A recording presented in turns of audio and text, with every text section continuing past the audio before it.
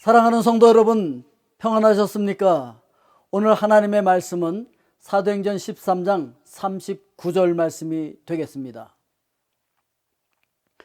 또 모세의 율법으로 너희가 의롭다 하심을 얻지 못하던 모든 일에도 이 사람을 힘입어 믿는 자마다 의롭다 하심을 얻는 이것이라.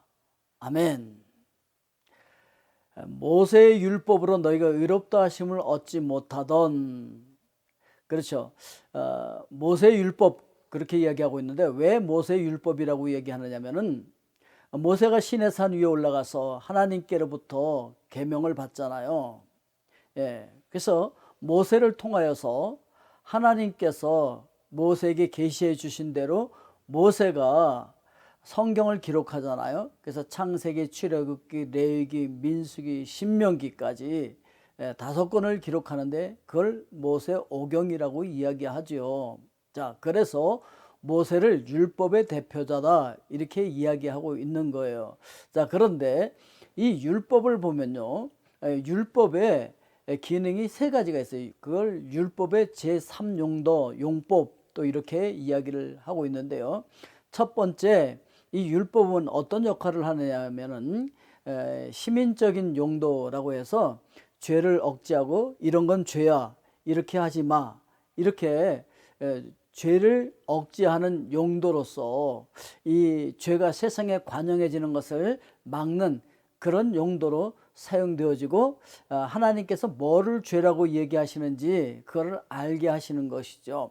자, 그리고 두 번째 율법의 용도는 무엇이냐면은 죄를 지은 사람들에게 정죄하는 용도죠. 그거는 죄다 이렇게 정죄하는 것이고, 그렇게 하면서 어떤 역할을 하냐면 이 율법이 몽학 선생의 역할을 한다라고 하는 것이죠. 다시 말씀을 드리면 율법이 없을 때는 우리가 죄인인지 몰랐었는데 율법이라고 하는 자를 딱 갖다 대 보니까 우리 모두가 다 죄인이라는 거예요. 모든 사람이 죄를 범하였으면 하나님의 영광에 이르지 못했다. 이 얘기는 뭐냐면은 하나님께서 만들어 주신 율법이라고 하는 자를 갖다 딱 대놓고 보니까 우리가 다 틀렸다는 거예요. 우리가 다 죄인이더라 라고 하는 것이죠. 그래서 율법을 통해 보니까 우리는 다 죄인이고 우리는 다 지옥으로 갈 수밖에 없는, 멸망당할 수밖에 없는 그런 존재들이다 라고 해서, 자, 그럼 우리가 어떻게 해야 할까?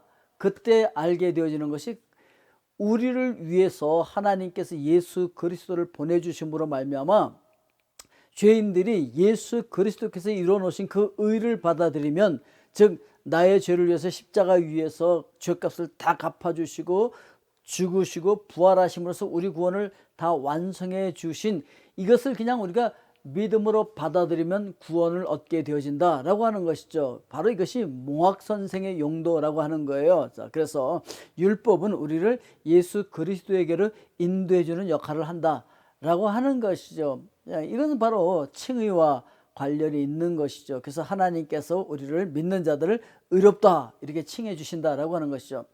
율법의 3번째 용도가 있어요. 그것은 뭐냐면 교훈적, 규범적인 용도라 이렇게 얘기하는데, 이거는 이제 성화와 관련이 있는 거예요. 모세가 율법의 대표라고 말씀을 드렸는데, 모세가 이스라엘 백성들을 이끌고 출애굽해서 광야 40년 동안을 지나가요. 그리고 그렇게 들어가고 싶어 했던 요단강을 건너서 적과 꿀이 흐르는 가나안 땅에 못 들어간다고요. 왜 못 들어갔죠? 자, 무슨 여러 가지 이유가 있어요. 그러나 오늘 율법의 대표자로서 우리가 얘기한다고 한다면 율법을 가지고서는 절대로 가나안 땅에 못 들어간다. 즉 율법을 지켜서는 우리가 구원에 이를 수가 없고 하나님의 나라에 들어갈 수가 없다 라고 하는 것을 보여주기 위한 것이죠. 그럼 모세가 못 들어갔는데 누가 들어갔죠? 바로 여호수아가 들어간 거죠. 여호수아가 백성들을 이끌고 백성들은 여호수아를 따라서 요단강을 건너서 가나안 땅에 들어갔다라고 하는 것입니다. 자, 여호수아가 누구죠? 여호수아는 히브리어로 여호수아지만은 이거를 신약의 언어로 바꾸면은요 예수가 되는 거예요. 그러니까 율법은 바로 예수 그리스도에게 연결하는 몽학 선생이었다라고 하는 얘기가 바로 그건 것이죠. 자, 그래서 여호수아를 따라서 가나안으로 들어간 것처럼 예수 그리스도 안에서 그분이 길이기 때문에 그분을 통해서 우리가 영원한 하나님의 나라에 들어갈 수가 있다, 구원을 얻을 수 있다라고 얘기해 주고 있는 것이죠. 자, 그래서 에베소서 2장 8절 말씀을 보니까 너희가 그 은혜에 의하여 믿음으로 말미암아 구원을 받았으니 이것은 너희에게서 난 것이 아니요 하나님의 선물이라. 예, 이 선물을 우리가 받은 거죠. 행위에서 난 것이 아니니 이는 누구든지 자랑하지 못하게 하려 함이라. 이렇게 구절에서 말씀하고 있습니다. 그래서 우리가 율법을 우리 행위로 지킴으로 말미암아 구원받을 수 있는 사람이 아무도 없는데 하나님의 은혜로 말미암아 예수 그리스도를 믿음으로 다 구원받게 되었다라고 하는 것이죠. 자, 그럼 이제 율법 필요 없느냐? 아니다라고 하는 것이죠. 에베소서 2장 10절 말씀에 보면은 우리는 그가 만드신 바라 그리스도 예수 안에서 선한 일을 위하여 지으심을 받은 자니 이 일은 하나님이 전에 예비하사 우리로 그 가운데에서 행하게 하려 하심이니라 그랬어요. 자, 그래서 이제 우리가 하나님의 은혜로 구원받은 자들이 되어서 하나님을 아버지라고 부르는 하나님의 자녀들이 되었어요. 그러면 이제 하나님의 자녀답게 살기 위해서는 어떻게 살아야 될 것이냐? 바로 율법을 지키면서 살아야 된다라고 하는 거예요. 그래서 이 도덕법을 지키면서 성화되어져 가야 된다. 즉 거룩한 하나님의 백성으로 만들어져 가야 되는데 거기 필요한 것이 다시 또 율법이다, 이렇게 이야기하고 있는 것입니다. 이것을 가리켜서 율법의 제3용도 이렇게 이야기하고 있는 것입니다.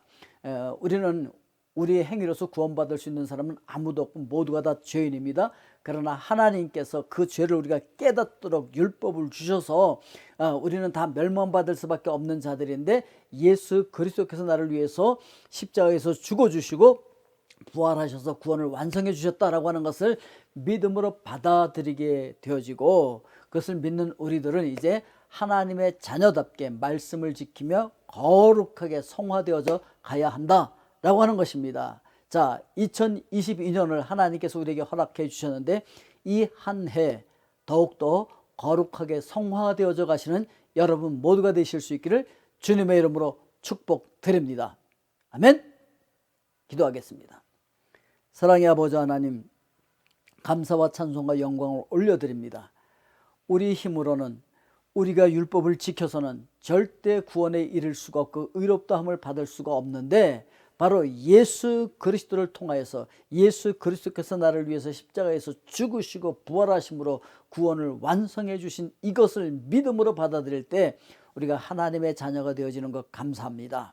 이제 하나님의 자녀답게 살기 위해서 하나님의 거룩한 말씀을 지키며 살아가는 성화되어져 가는 주의 귀한 백성들 되게 하여 주시옵소서.